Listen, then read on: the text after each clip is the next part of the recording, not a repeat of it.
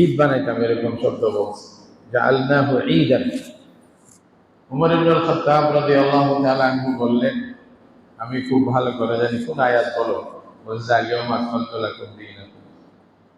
বলছে আমি খুব ভালো করে জানি এই আয়াতটি আমাদের দুইটা ঈদের দিনে নাযিল হয়েছে, একটা না। তুমি তো একটাও বলতেছো, দুইটা ঈদের দিন ছিল। আরাফার দিন ছিল, জুমার দিন ছিল। রাসূলুল্লাহ সাল্লাল্লাহু আলাইহি ওয়াসাল্লাম আরাফার ময়দানে ছিলেন, তখনই আয়াতটি নাযিল হয়েছে, আমার খুব ভালো করে জানা আছে। তাহলে ওইখানে রাসূলুল্লাহ সাল্লাল্লাহু আলাইহি ওয়াসাল্লাম বিদায়ী ভাষণ দিয়েছেন। আরাফার ময়দানে, মিনার ময়দানে রাসূলুল্লাহ অনেক লম্বা ভাষণ দিয়েছেন সাহাবায়ে কেরামকে, এবং ইসলামের মৌলিক বিষয়গুলো এটা ওখানে উম্মতকে বলে দিয়েছেন। বড় বড় কতগুলি ঘোষণা রাসূলুল্লাহ সাল্লাল্লাহু আলাইহি ওয়াসাল্লাম দিয়েছেন। লেনদেনের বিষয়ে, মহিলাদের সাথে কিরকম ব্যবহার করবেন এগুলার বিষয়ে, গোলামদের সাথে কিরকম ব্যবহার করবেন এগুলার বিষয়ে, পারস্পরিক সম্পর্ক কিরকম থাকবে মুসলমানদের এটার বিষয়ে লম্বা বয়ান রাসূলুল্লাহ সাল্লাল্লাহু আলাইহি ওয়াসাল্লাম দিয়েছেন। এবং এটাকেই বলা হয় বিদায় হজ্জের ভাষণ। এটা বড় বড় কিতাব হয়ে গেছে বিদায় হজ্জের ভাষণের উপরে। আল্লাহ রাসূল কি ভাষণ দিলেন তখন, এটা আখেরি ভাষণ ছিল। বারহাল রাসূলুল্লাহ সাল্লাল্লাহু আলাইহি ওয়াসাল্লাম হজ আদায় করছেন সবাইকে নিয়ে। এরপর থেকে এই হজের বিধান এই উম্মতের জন্য চালু আছে। প্রত্যেক বছর খলিফাতুল মুসলিমিন যিনি নিজে আসতেন, উনি খুতবা দিতেন আরাফার মধ্যে, নামাজ পড়াইতেন, এবং সারা মুসলিম বিশ্বের যারা মুসলিম বিভিন্ন জায়গা থেকে আসতো সবাইকে নিয়ে মুসলমানদের যেটা প্ল্যান, খলিফাদের যেটা প্ল্যান, ইসলামী চিন্তাধারা, এগুলা ব্যক্ত করতেন। এভাবেই চলে আসতেছে। এই হজটা কার উপরে ফরজ? রাসূলুল্লাহ সাল্লাল্লাহু আলাইহি ওয়াসাল্লাম বললেন, ইন্নাল্লাহা কাতাবা আলাইকুমুল হজ্জ ফাহুজ্জু। আল্লাহ তাআলা তোমাদের উপরে হজ ফরজ করছে, হজ আদায় করো। তখন সাহাবায়ে কেরামের মধ্যে কেউ জিজ্ঞাসা করলেন, ইয়া রাসূলুল্লাহ, আফি কুল্লি আমিন, হজ যে ফরজ বলতেছেন এটা প্রত্যেক বছর করতে হবে? রাসূলুল্লাহ চুপ ছিলেন, কিছু বলেননি। উনি আবার প্রশ্ন করলেন, ইয়া রাসূলুল্লাহ আফি কুল্লি আমিন, আল্লাহ রাসূল আপনি যে বললেন হজ করা ফরজ, এখন এটা কি প্রত্যেক বছর করতে হবে? দুইবার প্রশ্ন করছে, রাসূলুল্লাহ সাল্লাল্লাহু আলাইহি ওয়াসাল্লাম কিছু উত্তর দেননি। তৃতীয়বার আল্লাহর বান্দা আবার প্রশ্ন করছে, ইয়া রাসূলুল্লাহ কি প্রত্যেক বছর? তখন রাসূলুল্লাহ সাল্লাল্লাহু আলাইহি ওয়াসাল্লাম উত্তর দিয়ে বললেন, লাউ কুনতু না'আম লাওয়াজাবাত ওয়া লাম তাসতাতিউ। আল্লাহ রাসূল সাল্লাল্লাহু আলাইহি ওয়াসাল্লাম বলতেছেন, যদি আমি বলতাম হ্যাঁ, তুমি বারবার প্রশ্ন করতেছ, যদি আমি বলতাম যে হ্যাঁ, তাইলে প্রত্যেক বছর ফরজ হয়ে যেত, কিন্তু তোমরা করতে পারতা না, সম্ভব না। যত টাকাই থাকুক, প্রত্যেক বছর হজের জন্য এভাবে তৈরি হওয়া, রেডি হয়ে যাওয়া, সময় দেওয়া, এটা তো বান্দাদের পক্ষে সম্ভব হতো না। তখন রাসূলুল্লাহ সাল্লাল্লাহু আলাইহি ওয়াসাল্লাম বললেন, যতক্ষণ আমি কিছু বলবো না, আমার মুখ থেকে জোর করে বের করার চেষ্টা করিও না। তোমাদের খাইরের জন্য যা লাগবে আমি বলে দেব, তুমি প্রশ্ন করলেও বলবো, না করলেও বলবো। তো সুতরাং নিজেরা প্রশ্ন করে নিজের উপরে বোঝা ভারী করবা না, এটা রাসূলুল্লাহ মানা করছে। তার দরকার আমি বলবো। আর যেগুলো আমি ছেড়ে দিছি, মনে করবা জেনে শুনে তোমাদের জন্য ছেড়ে দিছি, যেন তোমাদের সুযোগ থাকে। তারপরে বললেন যে হ্যাঁ, জীবনে একবার তোমাকে হজ করতে হবে, এটা ফরজ। আর যদি একবার না করো, পয়সা টাকার পরেও, তাহলে তুমি আল্লাহর নাফরমানি করবা।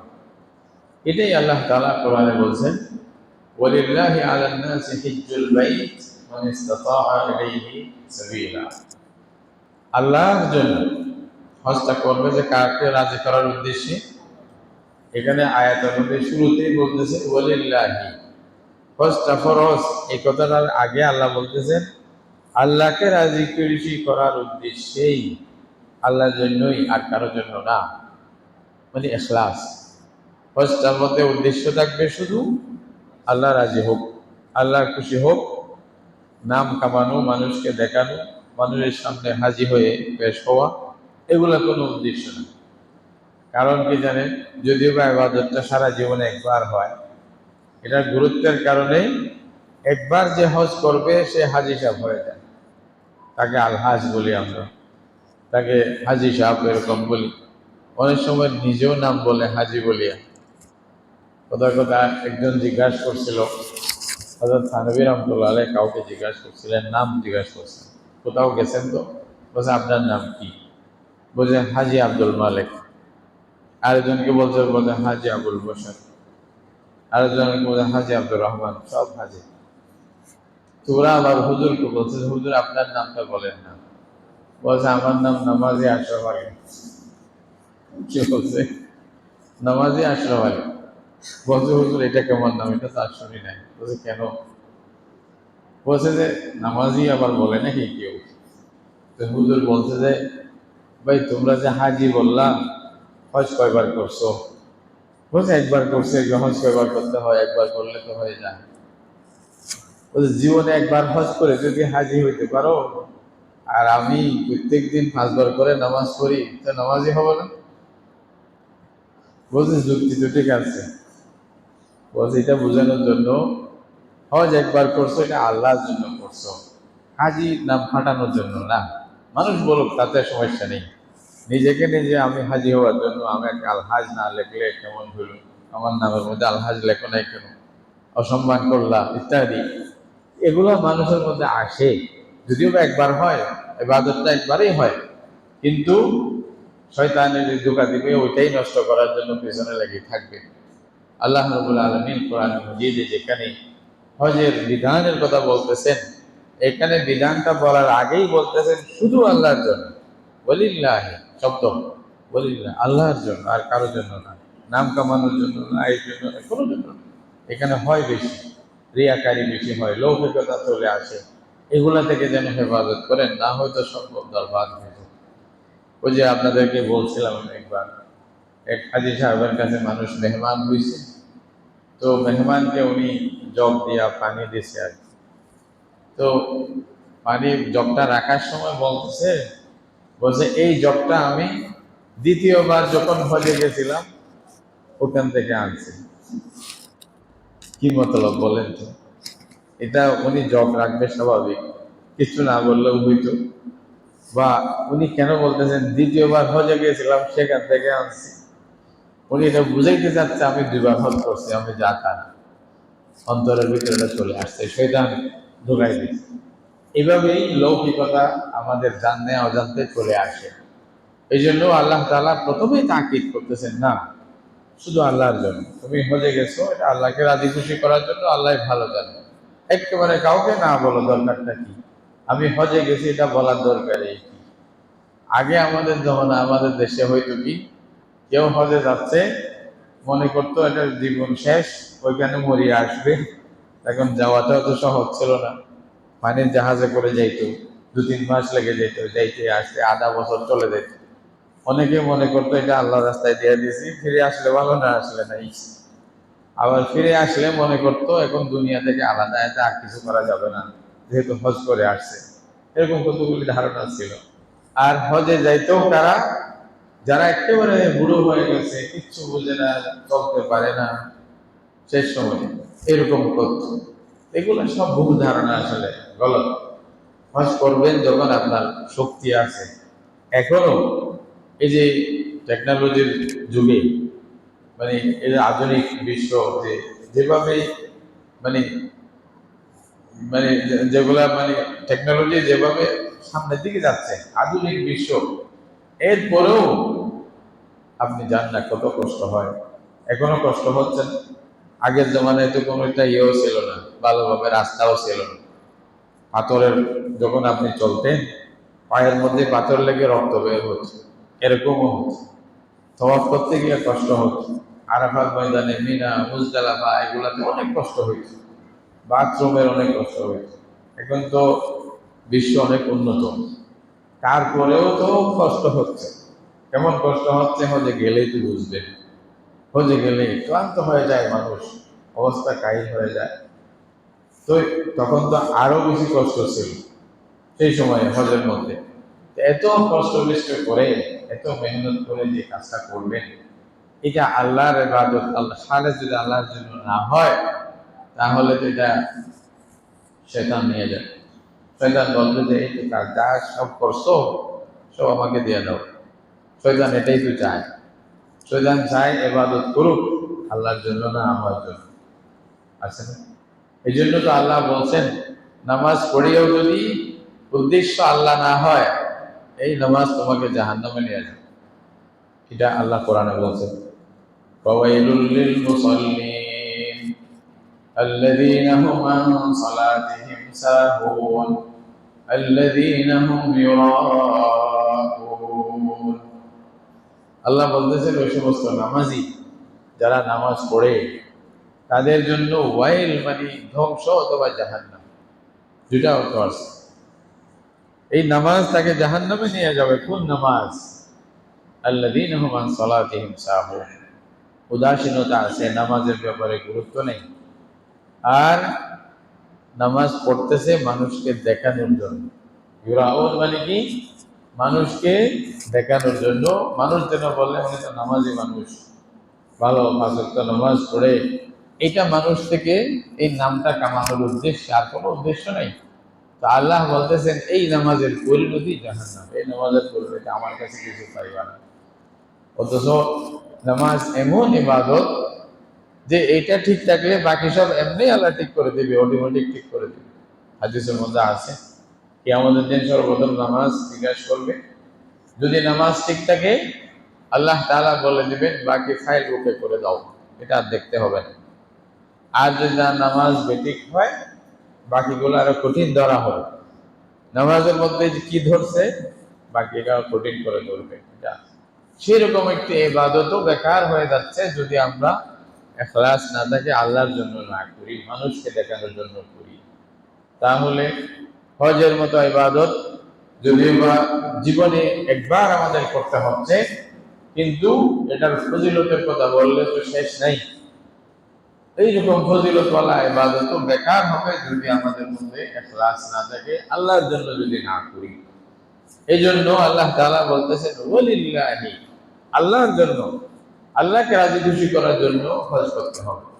আলান নাসি হিজ্জুল বাইত, মানুষের উপরে হজ করা, আল্লাহর ঘরে হজ করা এটা ফরজ। কার জন্য? মান ইসতাতা ইলাইহি সাবিলা, যে সেই দিকে যাওয়ার রাস্তার সুযোগ সামর্থ্য যার কাছে আছে, অর্থাৎ টাকা পয়সাও আছে, সওয়ারিও আছে। আমাদের দেশে বর্তমানে কি হজ করতে যতদিন সময় লাগে, আসা যাওয়ার ভাড়া এবং হজ করতে যতদিন এখানে থাকতে হয়, খাওয়া দাওয়ার পয়সা, এতটুকু সম্পদ যদি আপনার কাছে নিজের প্রয়োজনীয় নিত্য প্রয়োজনীয় জিনিস বাদ দিয়ে এবং ঋণ বাদ দিয়ে অতটুকু পয়সা যদি কোনো সময় জীবনের কোনো সময় জমা হয়ে যায় নিজের কাছে, তখনই হজ খরচ হয়ে যায়। মনে রাখবেন, হজ কখন খরচ হয়? আপনার কাছে নিত্য প্রয়োজনীয় যে জিনিস, খাইতে লইতে যা লাগে, বাচ্চাদের খরচ, আপনার খরচ, ঘরের খরচ, এগুলো সব মিলে, এগুলো সব বাদ দিয়ে, এবং আপনার যদি কর্জ থাকে কর্জের পরিমাণ বাদ দিয়ে এতটুকু পয়সা যদি আপনার কাছে জমা থাকে যে ওই পয়সা দিয়ে আপনি আল্লাহর ঘরে যাইতে পারবেন, আসতে পারবেন, ওইখানে কয়েকদিন 10-12 দিন যা থাকতে হয়, 7-8 দিন যা থাকতে হয়, ওই দিনের খরচটা হবে, তাহলে আপনার উপরে হজ খরচ। বর্তমানে প্যাকেজ আছে, তো আপনাকে প্যাকেজ ধরতে হবে যে সর্বোচ্চ প্যাকেজ না। কোথাও কোথাও বড় লোকেরা হজ করতে গেলে 10-12 লাখ টাকা খরচ করবে, ওরা মক্কা টাওয়ারে থাকবে, এরকম বলবে বিভিন্ন হাই ফাই, এগুলা না। সর্বনিম্ন যেটা প্যাকেজ থাকবে, কোন রকম আপনি গিয়া ইবাদত করে আসতে পারেন, এখানে একেবারে বিলাসিতার দরকার নেই। যারা আল্লাহ পয়সা দিচ্ছে তাদের কথা ভিন্ন, কিন্তু যাদের পয়সা কম, কোন রকম গিয়ে আসতে পারবেন, ওই প্যাকেজটা ধরবেন। ওটার মধ্যে যদি 3 লাখ হয়, 4 লাখ হয়, 5 লাখ হয়, যতই হয়, অত পরিমাণ পয়সা যদি আপনার জীবনে কোনো এক সময় যদি আপনার কাছে পয়সা জমা থাকে, এটা বরং বছর যাইতে হবে না, এটা বছর যাওয়ার কোনো জরুরি না, তখনই আপনার হজ খরচ হয়ে যায়। রাসূলুল্লাহ সাল্লাল্লাহু আলাইহি ওয়াসাল্লাম বলছেন, যার উপরে হজ খরচ হয়েছে শরীয়তের কথা মতে, শর্ত মতে, ফালিয়ুআজ্জিল, মান আরাদাল হজ্জ ফালিয়ুআজ্জিল, যার উপরে হজ খরচ হয়েছে সে যেন তাড়াহুড়া করে আদায় করে ফেলে। কেন? যদি আদায় না করো তাহলে পরে হয়তো তুমি নিজে অক্ষম হয়ে যাবে, শারীরিকভাবে দুর্বল হয়ে যাবে, তোমার শরীর আদায় করার মতো এরকম শক্তি থাকবে না, এটাও হইতে পারে। আবার হইতে পারে যে সওয়ারি ছিল হয়তো সওয়ারি হারিয়ে ফেলছো, এখন আর সওয়ারি নাই, ওটার টাকা পয়সা এখন চলে গেছে। এক সময় ছিল আপনি দেরি করছেন, দেরি করতে করতে টাকা পয়সা হাত ছাড়া হয়ে গেছে, কিন্তু হজটা ফরজ হয়ে রয়েছে। এটা তো অবশ্যই আদায় করতে হবে। কি করবেন? এটা তো ফরজ করেন, ফরজ হওয়ার পরে আপনি আদায় করেন না, এটা আপনার দোষ। রাসূলুল্লাহ সাল্লাল্লাহু আলাইহি ওয়াসাল্লাম বলেছেন, যে ব্যক্তির উপরে হজ ফরজ হয়েছে উনি যদি হজ আদায় না করে তাহলে তার জন্য বড় মহা বিপদ। হযরত ওমর ইবনে খাত্তাব রাদিয়াল্লাহু তাআলা আনহু বলতেছেন, যাদের উপর হজ ফরজ হয়েছে, যারা হজ করতে পারে, যাদের সামর্থ্য আছে, এরপরেও যারা হজে যায় না, বলছেন তাদের জন্য ট্যাক্স লিখে দাও, জিজিয়া লিখে দাও। এরা অমুসলিম, এরা মুসলমান নয়। এক রাওয়ায়াতের মধ্যে আছে, ইবনে কাসির, আল্লামা ইবনে কাসির রাহমাতুল্লাহ আলাইহি বলতেছেন, রাসূলুল্লাহ সাল্লাল্লাহু আলাইহি ওয়াসাল্লামের দিকে নিসবত করে বলছেন, যাদের উপর হজ ফরজ হয়েছে তারপরেও আদায় করে নাই, মা হুম বিমুসলিমিন, এরা মুসলমান, এরা ইহুদি হয়ে মরুক, নাসরা হয়ে মরুক, এতে আল্লাহর কিছু আসে যায় না। এটা আল্লাহ তাআলা পরোয়া করে না।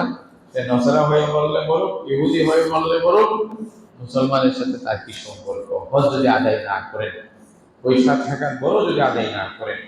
আমাদের দেশে অনেক কিছু বিষয় হজের সাথে আমরা মিলাই ফেলি, মনে করি যে না, এগুলা না হলে হজ ওয়াজিব খরচ হবে না, এটা মনে করা হয়। এগুলা ইসলামের সাথে, ইসলামী শরীয়ত বিধানের সাথে সম্পর্ক নেই। আমাদের দেশে এমনি ভুল হিসাবে আমাদের কাছে চর্চা হয়ে গেছে, প্রসিদ্ধ হয়ে গেছে। অনেকে মনে করেন যে ছেলে মেয়ের বিয়ে শাদী না দিলে হজ ফরজ হয় না। এটা একেবারে গলত কথা। ছেলে মেয়ের বিয়ের সাথে হজ ফরজ হওয়ার সাথে কোনো সম্পর্ক নেই। আপনার ছেলে মেয়ে যতগুলি আছে, একটাও যদি বিয়ে না দেন, মেয়েদের বিয়ে দিতে পারেন নাই, ছেলের জন্য বউ আনতে পারেন নাই, এটা ভিন্ন। কিন্তু এর আগে যদি আপনার উপরে, আপনার কাছে অতটুকু পয়সা জমা হয়, আপনার উপর হজ ফরজ, হজ আদায় করতে হবে। হজ আদায় করার সাথে আপনার সামর্থ্যের সাথে সম্পর্ক, আর কিছু না।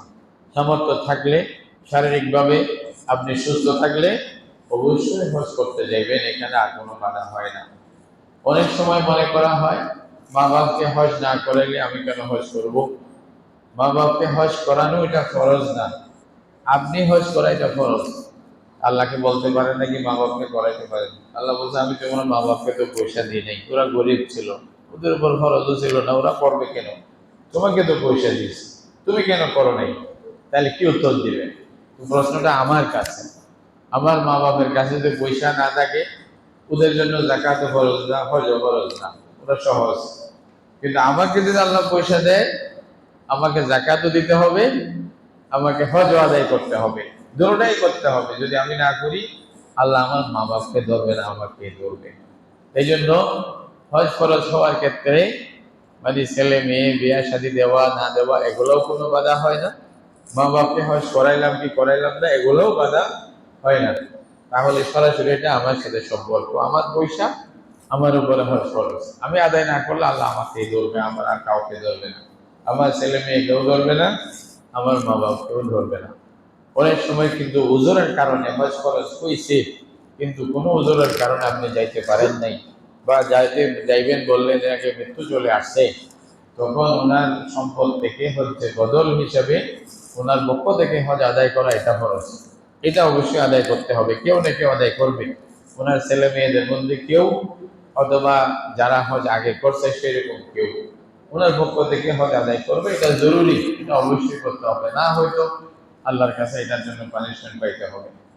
সুতরাং হজ এটা খুব জরুরি। যাদের উপরে মানে খরচ হয়ে গেছে, যারা টাকা পয়সা আছে, প্রত্যেকে এখন চিন্তা ভাবনা করে দেখেন, বা আপনার আশেপাশের কোনো আলেম, ভালো আলেম যদি দেখে বুঝেন, তাদের সাথে পরামর্শ করে দেখেন, নিজের টাকা পয়সার হিসাব করে ব্যাংক ব্যালেন্স দেখেন, হজ খরচ করে খবর এনেন।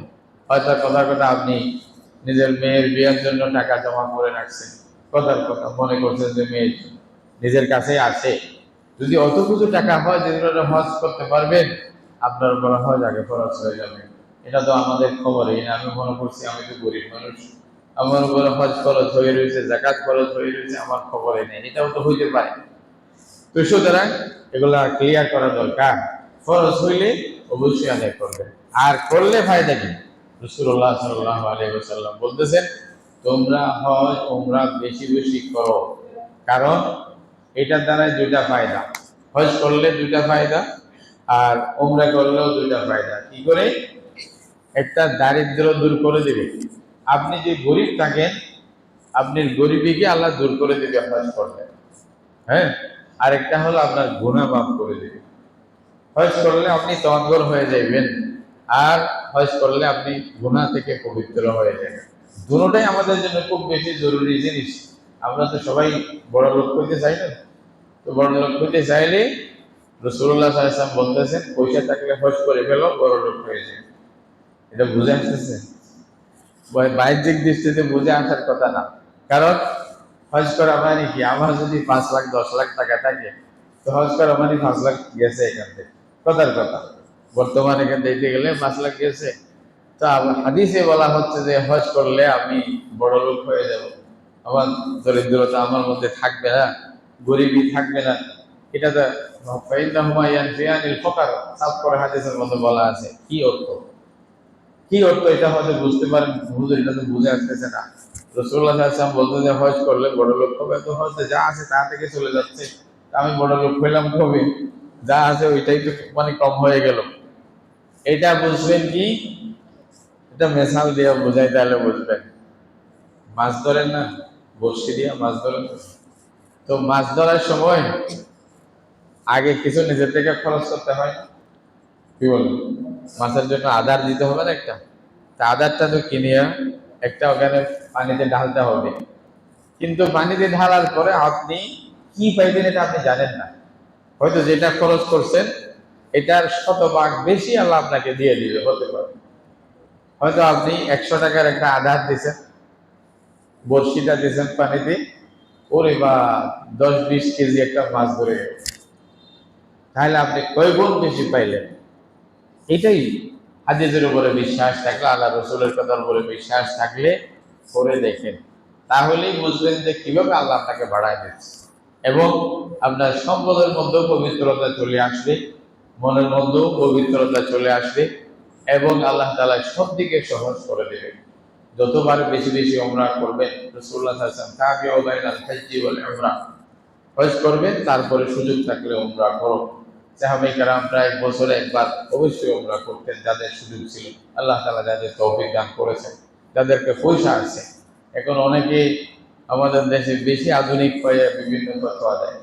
কোন সময় অবস্থা হিসেবে হয়তো ওলামায়ে কেরাম আপনাকে বিশেষ একটা ফতোয়া দিতে পারে, কিন্তু আমভাবে এটা নয়। আমভাবে কথা হলো, যাদের পয়সা আছে, আল্লাহ তাআলা বারবার আপনি যান। হাদিসের মধ্যে আছে, রাসূলুল্লাহ সাল্লাল্লাহু আলাইহি ওয়াসাল্লাম বলতেছেন, যাকে আল্লাহ সুস্থতা দান করছে, যাকে পয়সা দিয়েছে, সে যদি আল্লাহর ঘরে প্রত্যেক 5 বছরে একবার না আসে, সে মাহরুম ব্যক্তি, বঞ্চিত ব্যক্তি, এটা বলছে। তাইলে যাদের কাছে সামর্থ্য ভালো বেশি আছে, তারা অন্তত 5 বছরের মধ্যে একবার সুযোগ থাকলে অবশ্যই যাইবেন। বর্তমানে আমরা যতটুকু জানি, সৌদি সরকার 5 বছরের একটা টাইম বেঁধে দিচ্ছে। বলছে যে 5 বছরের মধ্যে একজন ব্যক্তি দ্বিতীয়বার আসতে পারবেন। একবার আসছেন, 5 বছর পরে আবার আসেন। এই হাদিসটাকে ভিত্তি করে এই কথাটা বলছেন আসলে। অর্থাৎ, কারণ ভিড় তো বেশি হয়। আপনারা যারা উমরায় গেছেন বা হজে গেছেন তারা জানেন, এই যে উমরার মধ্যে বর্তমানে রমজানে যে অবস্থা হচ্ছে, মানে লাখ তো দূরের কথা, কোটির উপরে মানুষ হয়ে যাচ্ছে। তাহলে এগুলা এতদিন মানুষকে মানে কন্ট্রোল করা তো বড় কঠিন বিষয়। এই জন্য ওরা বলতেছে, আপনারা আসেন, কিন্তু একটু দেরিতে দেরিতে আসেন, যেন সবাই সুযোগ পায়। অন্তত আল্লাহ তাআলা যাদেরকে তৌফিক দিয়েছেন, তারা যেন 5 বছরে একবার অন্তত হজ করতে যান। আর যাদেরকে তৌফিক দিয়েছেন, তারা যেন উমরার জন্য একবার সুযোগ পেলে যান। উমরা করতে আমাদের দেশে আমরা মনে করি অনেক লম্বা টাইম লাগে। আসলে উমরার জন্য বেশি লম্বা টাইম লাগে না। উমরার ইবাদতটা আদায় করার জন্য 2-3 ঘন্টা লাগবে বেশি থেকে বেশি। মানুষ যদি বেশি হয়, একটু লম্বা লাইন যদি হয়, আপনি ঘুরতে ঘুরতে তাওয়াফ করতে আর সেই করতে যেটুকু লাগে। এখানে উমরার মধ্যে বেশি কাজ নাই। আপনি মিকাত থেকে ইহরাম বাঁধিয়ে যাইবেন এবং সোজা আল্লাহর ঘরে গিয়ে 7 চক্কর তাওয়াফ করবেন এবং তাওয়াফের পরে সাফা মারওয়ার মধ্যে সাই করবেন। সাইটাও আরো 7 বার সাই করার পরে মাথা মুন্ডন করে ফেলবেন, আপনার উমরা শেষ। এই কাজের জন্য বেশি থেকে বেশি ঘন্টা, 2 ঘন্টা, 3 ঘন্টা মানুষ হিসেবে, শক্তি হিসেবে যা লাগে আর কি, এতটুকু। তা এটা তো একদিনেও করতে পারে। সকালে গেলেন, উমরা করে সন্ধ্যায় চলে আসলেন, এটাও সমস্যা নেই। এরপরে আপনার যদি সুযোগ থাকে, যারা জীবনে একবার যাবে বা হয়তো আর তাদের কিনা বিশ্বাস নেই, আপনি মক্কায় যেমন যাবেন, মদিনা শরীফেও যাবেন। মদিনা শরীফে আল্লাহ রসুলকে একটু সালাম করে আসবেন। ওই যে রিয়াজুল জান্নাতের সুযোগ হলে নামাজ পড়বেন। আর যদি সুযোগ হয় কুবা মসজিদে 2 রাকাত নামাজ পড়বেন, এটা মকবুল উমরা সওয়াব হাদিসের মধ্যে আছে। সাহাবায়ে কেরামের যে কবরস্থান আছে, জান্নাতুল বকি বলেন অথবা উহুদের সুহাদায়ে উহুদের ওখানে জিয়ারত করবেন, রাসূলুল্লাহ সাল্লাল্লাহু আলাইহি ওয়াসাল্লামকে সালাম দিবেন। এটাই সহজ কাজ, এগুলোও একদিনে হয়ে যায়। তাহলে আপনি যদি 2-3 দিনের জন্য যান, 3-4 দিনের জন্য যান, তাও উমরা করতে পারবেন। এটা বেশি সময় লাগবে না, বেশি পয়সাও লাগবে না। এটা মানে মিলে যাবে আর কি। যারা যাইতে চায় আল্লাহ তাআলা তৌফিক করে দেন, সুযোগ করে দেন, যাইতে পারে, সুযোগ হয়। রাসূলুল্লাহ সাল্লাল্লাহু আলাইহি ওয়াসাল্লাম বলেছেন, পারলে বারবার করো, মাঝে মধ্যে আসো তোমরা। আল্লাহর ঘর দেখা এটা ভিন্ন জিনিস। আমি খালি যদি এই ফতোয়া দিই বারবার উমরা করার চেয়ে এগুলা সদকা করা ভালো, আরে ভাই এটা তো ভালো, কিন্তু ওই বান্দাটা ওখানে গিয়ে আল্লাহর ঘর দেখে যেটা ফিলিংস হবে, আল্লাহর ঘরে নামাজ পড়ে নিজে গিয়ে যেটা ওনার মধ্যে পরিবর্তন আসবে, অন্তর থেকে চোখের যে পানি বের হবে, এটা তো আর এমনি পয়সা দিয়ে দিলে হয়ে যাবে না।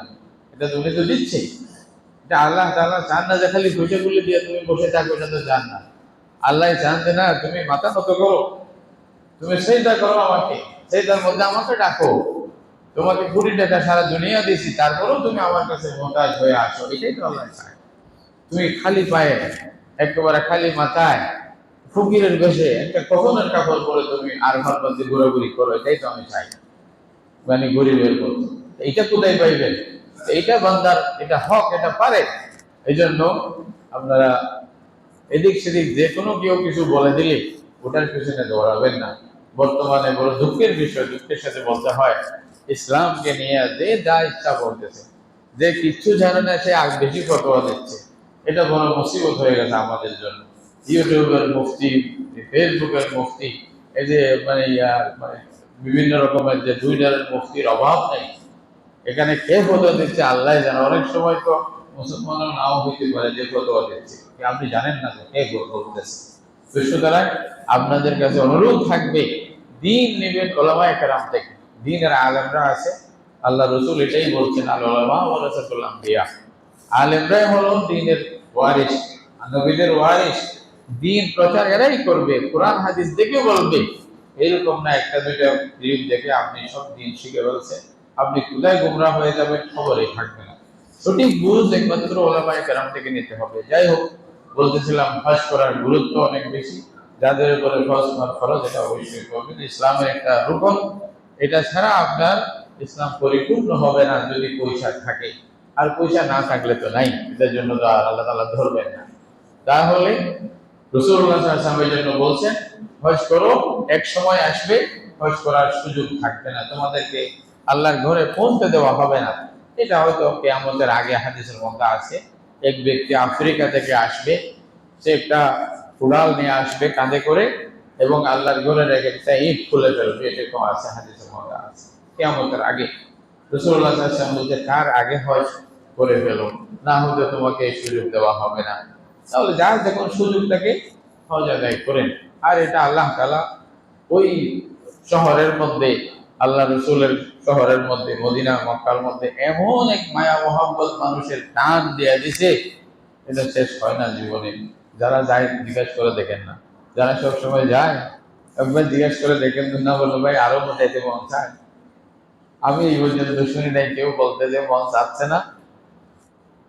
আল্লাহর ঘর এটা কি? এটা এই যে লাল গিলাপ দিয়েছে আর একটা কালো গিলাপ দিয়ে ঘুরে রাখছে, ইটের ঘর আর কি। এই পর্যন্ত পৃথিবীতে এমন কোন মানুষ আছে যে বলছে 1000 বার দেখার পরও আর দেখতে মন চাচ্ছে না? বলেন আর কি মন চাচ্ছে না? এটা আল্লাহ তাআলা আজিব। সূরা ফাতিহা কোটি বার শুনতেছি, বলতে চাই যে আর কি শুনবো, এরকম কেউ বলে। সুন্দর কেরাতের সাথে বললে দিলটা আবার শুনতে মন চায়, মনটা কেড়ে নিয়ে যায়। হ্যাঁ, মানে মন পুরা যেন ঘুরে যায়, আরে আবার শুনতাম, আর একটু বলতো, কতই না ভালো লাগতো। আর কারে আব্দুল বাসের শাহ পড়লে তো কথাই নেই, মানুষ কোথায় চলে যাবে খবরে থাকবে না। সেরকম আল্লাহ তাআলা যাদেরকে সুর দিয়েছেন সেরকম প্রয়োজন, এটা আপনি বর্ণনা করে শেষ করতে পারবেন না, সেরকম কতগুলি জিনিস। তো সুতরাং যাদের সামর্থ্য থাকবে, সুযোগ থাকবে, যাদের উপর খরচ হয়েছে তারা অবশ্যই আদায় করবেন। কি পাবেন হজ করলে? রাসূল করিম সাল্লাল্লাহু আলাইহি ওয়াসাল্লাম বলতেছেন, ওয়াল হজ্জুল মাবরুর লাইসা লাহু জাযাউন ইল্লাল জান্নাহ। মবরুর হজ, মকবুল হজ আল্লাহর জন্য যদি করেন, এখানে কত হজের কতগুলি আদব নিয়ম রক্ষা করা হয়, যদি এগুলো রক্ষা করেন তাহলে আপনার মকবুল হজ, এটার বদলা জান্নাত ছাড়া আর কিছু নেই। জান্নাত ছাড়া আর কিছুই নেই। এরকম আল্লাহ তাআলা, আল্লাহর পক্ষ থেকে রাসূলুল্লাহ সাল্লাল্লাহু আলাইহি ওয়াসাল্লাম বলছেন, আল্লাহ রাসূল বলছেন, মান জাআ হাযাল বাইত, মান জাআ হাযাল বাইত ওয়া হাজ্জা ফালাম ইয়ারফুস ওয়া লাম ইয়াফসুক রাজাআ কায়ামা ওয়ালাদাতহু। যে ব্যক্তি আল্লাহর ঘরে আসবে, মান হাজ্জা ফালাম ইয়ারফুস ওয়া লাম ইয়াফসুক। অন্য রাওয়ায়াতের মধ্যে আছে মান জাআ হাযাল বাইত, আল্লাহর ঘরে যদি আসে। ওলামায়ে কেরাম বলতেছেন আল্লাহর ঘরে আসে মানে হজের জন্য হোক অথবা উমরার জন্য হোক।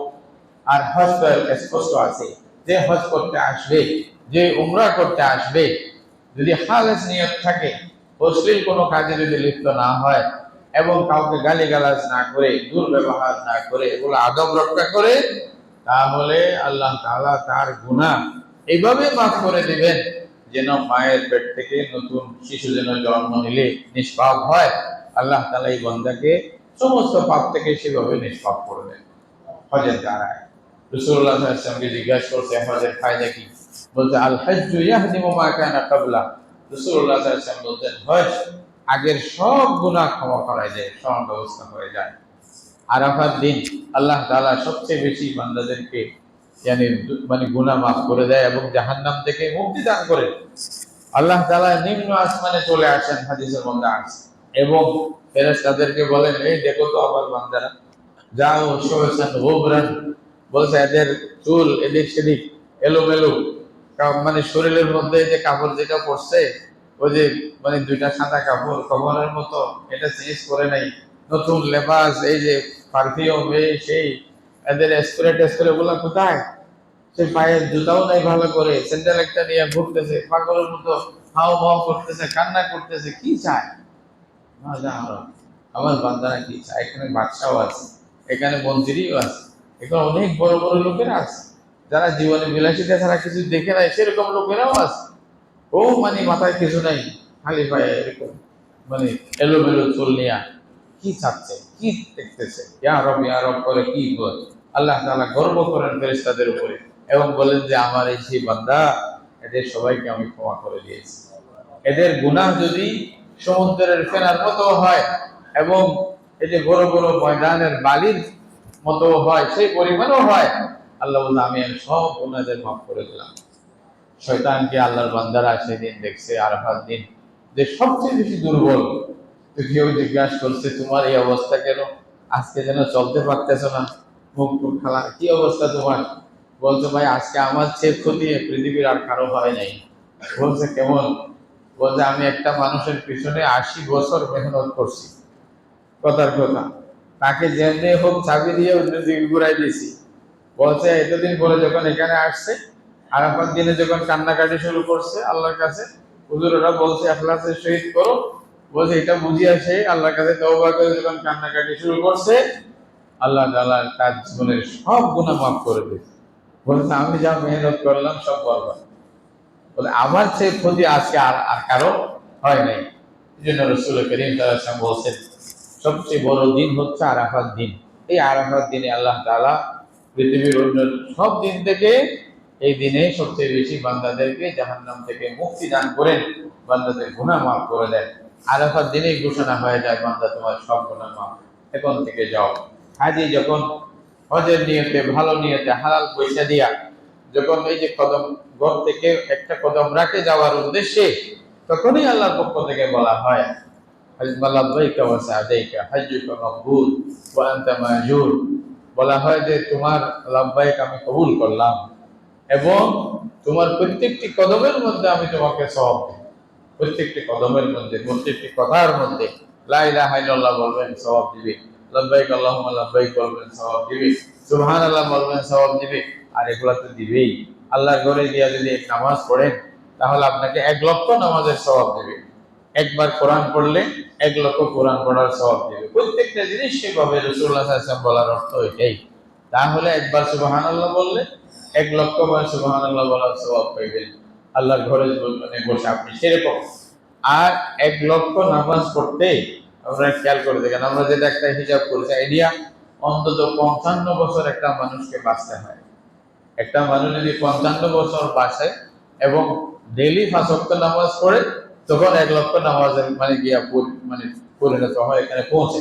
তাহলে আপনি এক নামাজ পড়িয়া যেন 55 বছর ইবাদত লাগাতার করার মতো সওয়াব আপনি পাইতেছেন। এটা যা তা কথা না ভাই, এখানে বসে তো আর পাইবেন না। এটা তো ওখানেই যাইতে হবে, একটু মেহনত করতে হবে, শারীরিকভাবেও পয়সা দিয়েও। এই জন্য আল্লাহ তাআলা যাদেরকে তৌফিক দিয়েছেন, যাদের উপর সামর্থ্য আছে, অবশ্যই হজের মধ্যে দেরি করবেন না, যতটুকু পারেন দ্রুত আদায় করে ফেলবেন।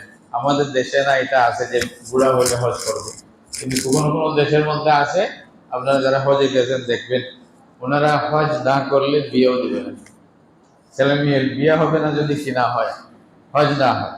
ইন্দোনেশিয়াতে, আরো বিভিন্ন ফিলিপিন, আরো বিভিন্ন জায়গায় আমরা দেখি নৌজওয়ানদের বিরাট মানে কাফেলা, সব নৌজওয়ান মানে বিয়ার আগে হজ করতে হবে, তারপরে বিয়ে দিবে। যে নাও আগে জিজ্ঞেস করবে হজ করছে কিনা, হজ না করলে বিয়ে হবে। এটাও অবশ্য শর্ত না, কিন্তু বিয়ের জন্য কোনো হজ করার শর্ত না, তবে জওয়ান কালে হজ করে।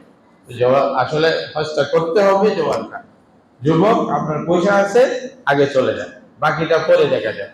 আল্লাহ রাব্বুল আলামিন আমাদেরকে যে হজ যদি ওয়াজিব হয় আর ফরজ হয়, তারা যেন তাড়াতাড়ি হজ করার জন্য ব্যবস্থা করি। আবার হজের জন্য যেরকম পয়সা দিয়ে কষ্ট করে যাইবেন, এটা যাওয়ার আগে হজের ব্যাপারে শিক্ষা নিয়ে যাবেন, কি কি আমাকে কাজ করতে হবে, কোন দিন কাজ করতে হবে। এই যে 7-8 তারিখ থেকে নিয়ে 8, 9, 10, 11, 12, 13 এই কয়েকটা দিন বা 6টা দিনে বিশেষ বিশেষ জায়গায় কি কি কাজগুলি আদায় করতে হবে, কিভাবে করতে হবে, তরতিব কি, এগুলা ভালোভাবে শিখে ওলামায়ে কেরাম থেকে শিখে যাইবেন। এরকম করিয়ে না। আমাদের একটা বাংলাদেশের এক মানুষের কথা শুনছিলাম, বৃদ্ধ মানুষ, একেবারে বৃদ্ধ, বেচারাকে কোন রকম পাঠাই দিছে, তো উনি জায়গা টায়গাও চেনে না। তো একজনকে বলছে যে আলহামদুলিল্লাহ সব করছি। বলছে কিরকম করছি, বলছে ওইখানে গিয়া নামাজ পড়ে ভিতরে যাই নাই, মানে আল্লাহর ঘরের ভিতরে ঢুকিয়ে নাই উনি। এতদিন ছিল মানে ভিড় বেশি ছিল তো হজের সময়, বাইরে যেখানে নামাজ ওখানে পরে চলে আসছে, বলছে সব করছি কিন্তু ভিতরে যাইনি। তাই ওনার হজ হয়েছে বললেন। ও তাওয়াফ কোথায়, সেই কোথায়, কিচ্ছু জানে না, উনি হজ করে চলে আসছে। তাহলে আপনার হজ হবেই না, তো আপনি জানেন না কি করছেন। তো সুতরাং জেনে শুনে ওলামায়ে কেরামের পরামর্শ নিয়ে তারপরে আমল করতে হবে। এখন তো যুগ অনেক উন্নত, ওইখানে গিয়েও টেলিফোন করে জিজ্ঞাসা করতে পারেন, হুজুর আমি এখন কি করতে হবে, আজকে কি করতে হবে। এটা কোনো সমস্যা নাই, এখন সব সুযোগ আছে আলহামদুলিল্লাহ। সেভাবে জেনে শুনে হজ আদায় করবেন। আল্লাহ তাআলা সবাইকে তৌফিক দান করুন। ওয়া আখিরু দাওয়ানা আলহামদুলিল্লাহি রাব্বিল আলামিন।